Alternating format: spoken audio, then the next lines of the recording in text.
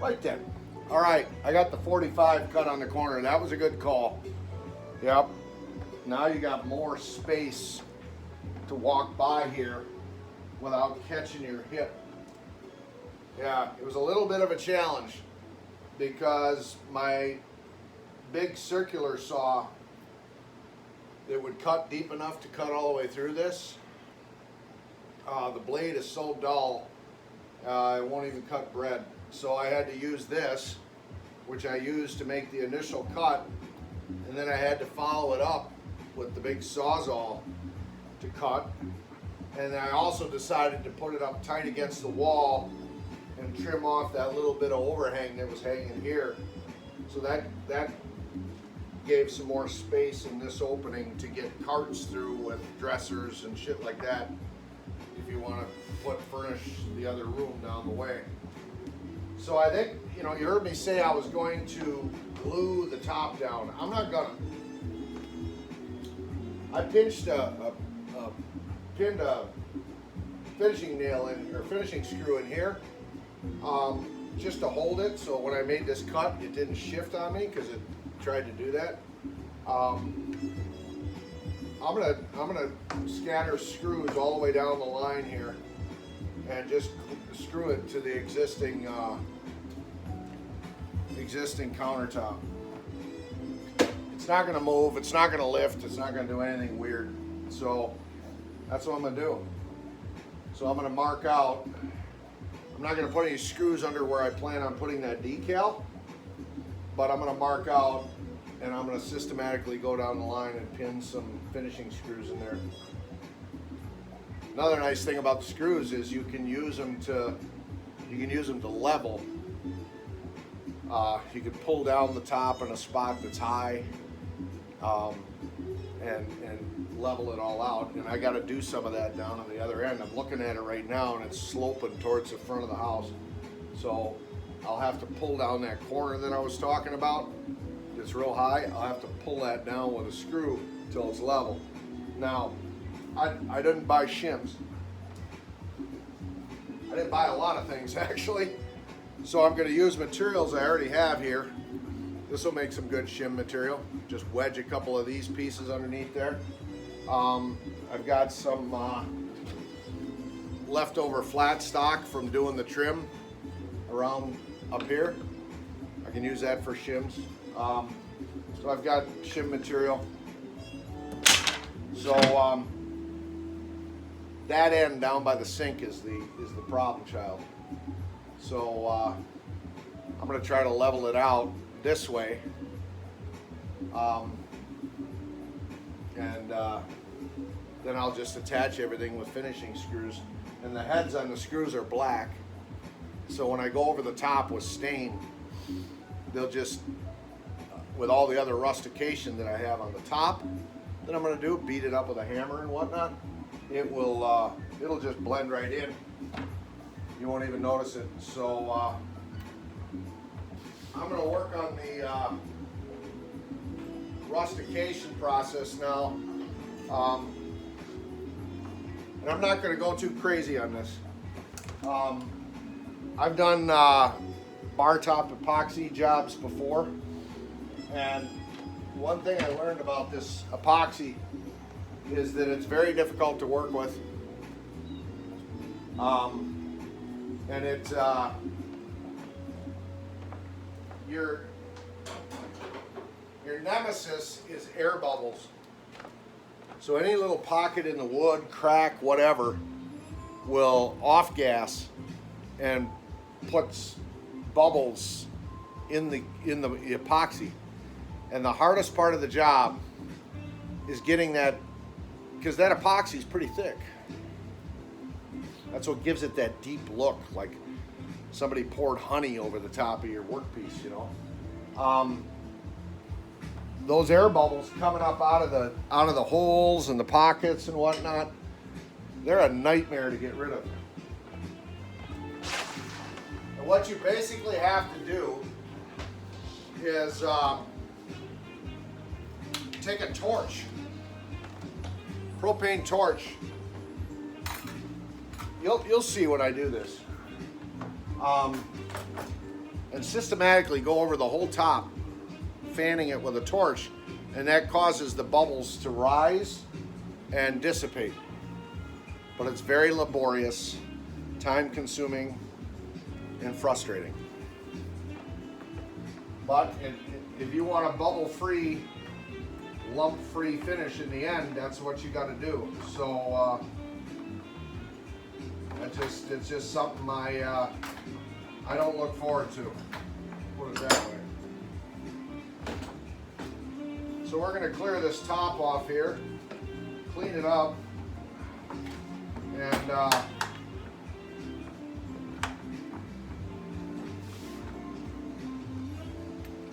then we're going to rusticate it.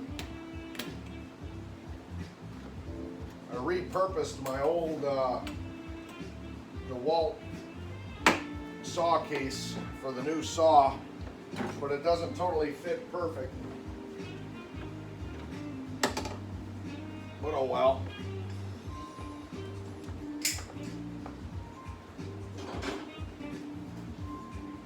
So, I have to bring the shop back in here and clean some of this dust up and whatnot. So we'll do that. And then I'm just going to take a hammer and some other tools, and I'm just going to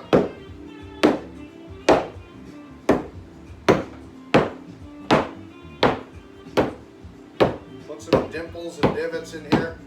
Now what this does is when I put the stain on this over the top of it, every pocket that I make, the stain is dark. So there's these little black spots that are dark, and it has a really cool look. It makes it look like it's old and beat up and weathered, just like I do on most of my woodwork. I distress it. I like that old weathered look versus crisp, clean wood. I'm not a fan. So we'll do this all the way across the top, but I got to mark out. I got to find center on this counter. Mark that out with tape or something so I don't rusticate in that spot, because then I'll have an air bubble underneath the decal, and I want the decal to sit flat on the wood. So yeah, so we'll do that before I get too crazy with the hammer and screwdriver and stuff. And after that's all done, after I run over it with a vacuum and clean up all the sawdust and stuff like that, I'll run my hand over it to feel if there's any, like right here, there's a spot where hitting it with the hammer made a bump, a blister. So I'll run over it with a sanding block to take all those off, because I want to smooth the edge, as smooth the top as possible before I put the poly on the top. So it ends up just being a big sheet of glass, basically. The one thing about this two-part epoxy is, and I'll have to instruct the new homeowner when I'm giving them the tour and I'm showing them how to work my awesome creation here. You know, the fire stove, the furnace, the heat tapes, all my genius little creations I made for this place. I'll have to tell them, never set a hot pan on that epoxy. You will melt it and ruin it. Always put a hot pad down. Yep, but all right, we're gonna measure out, find the exact center of this thing lengthwise and this way. I'm gonna mark it off with tape. I'm gonna go back to my order that I placed for these decals and find the exact measurements on them. I'm gonna mark that space out with tape, and then I'm gonna rusticate, sand, and stain. And once the stain is on, then I can start on the pillars. So, yeah. But the 45 cut, I mean, look at this. Whee, right around it. Great idea. I don't know why they didn't do that from the factory on that corner. Because I've caught that on my hip so many times. And you know what I mean? So, that's exactly what it needed. So, all right. Get the shop vac. Get the tape. And let's keep getting busy. Oh, Scrunchy finally called. She's on her way. It's going on 10 o'clock. I gave her shit about being a Mia. Sleeping the day away. But she's on her way. We're going to go out and get some breakfast at the cafe. I was just starting to get hungry to the point where I was going to make my own breakfast. F her. But she's apparently on her way, so that's a good thing. So, yeah. And I got some reading material for her. When I ordered those knobs, I ordered them from this company. Yeah. So they sent me a catalog. And this is all cool. I mean, look at this lamp right away. You know me and lamps. Look at this hutch. This is all cool cabin decor. Now, granted, a lot of it is tchotchke. Look at this, right? I got those for next to nothing. 2 pairs. Look at these lights, overhead light fixtures. Look at it. She's gonna get all dewy in the bloomers looking at this. Here. That's kind of what that sticker looks like without the stupid tchotchke bear in the middle. That's apparently the world's biggest bear because that's every bit of a 40-foot tall tree. And look at the size of that bear. But anyway, that's what the decal is going to look like without the bear. It's going to have mountains in its place. Look at this. Look at this. Oh, that's a kerosene lantern. Oh, Daddy's in love. Look at that. I gotta have that.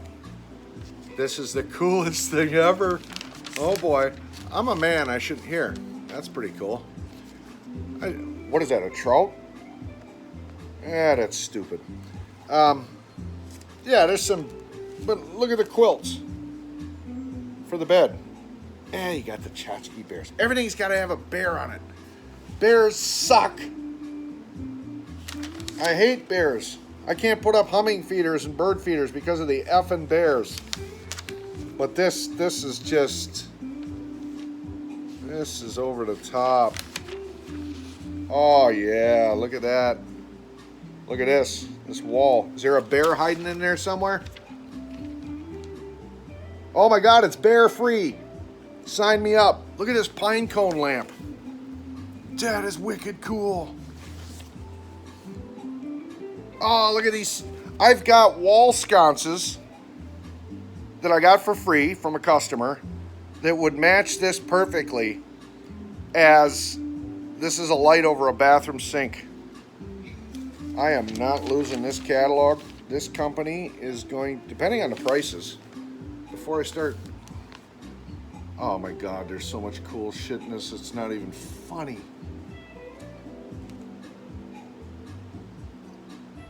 Oh, wow. All right, let's take a look at that pine cone lamp. See how much they want for that. Whoa, 180 bucks. It's probably worth it though.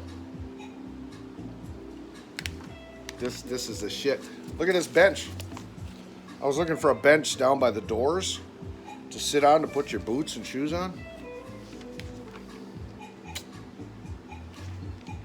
Damn, son. Very nice winter reading material. Look at this wall mural thing. It looks like it's carved out of wood. Sure it is. That goes on a wall. How cool would that be?